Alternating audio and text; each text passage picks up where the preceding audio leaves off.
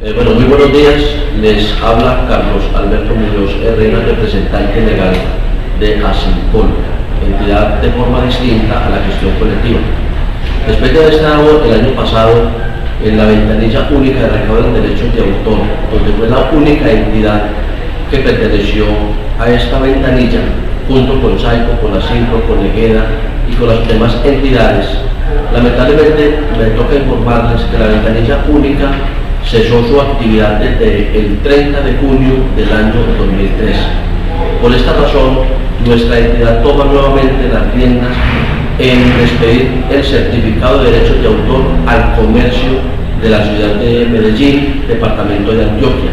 Próximamente nos estaremos extendiendo a nivel nacional. Nuestra dirección de nuestra oficina es carrera 45D, número 5779. Y nuestro número telefónico es el 254-4171. Aquí le daremos toda la información que tiene que ver con el derecho de autor y con el pago que tienen que hacer los comerciantes para cumplir la Ley 232 de 1995, reglamentada por el decreto 1879. Nosotros queremos hacer unas muy buenas alianzas con el comercio y llegar a unos grandes acuerdos de concertar la tarifa, dándole cumplimiento al artículo 73 de la Ley 23 de 1982.